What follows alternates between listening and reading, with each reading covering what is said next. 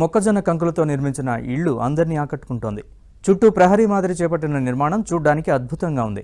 వరంగల్ జిల్లా చెన్నారావుపేట మండలం కోనాపురం గ్రామానికి చెందిన పున్నం నరసయ్య అనే రైతు తన 4 ఎకరాల పొలంలో ఓ సంస్థకు చెందిన మొక్కజొన్న విత్తనాల్ని నాటాడు. యాజమాన్య పద్ధతిలో సాగు చేయగా పంట ఏపుగా పెరిగి మంచి దిగుబడి వస్తోంది.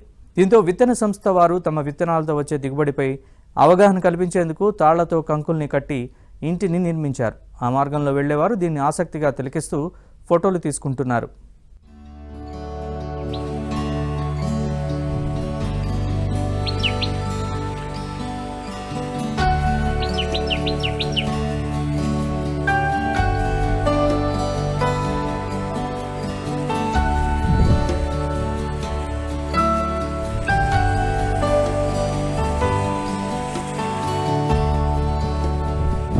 యాజమాన్య పద్ధతిలో సాగు చేయగా పంట ఏపుగా పెరిగి మంచి దిగుబడి వస్తోంది. దీంతో విత్తన సంస్థ వారు తమ విత్తనాలతో వచ్చే దిగుబడిపై అవగాహన కల్పించేందుకు తాళ్లతో కంకుల్ని కట్టి ఇంటిని నిర్మించారు. ఆ మార్గంలో వెళ్లేవారు దీన్ని ఆసక్తిగా తిలకిస్తూ ఫోటోలు తీసుకుంటున్నారు.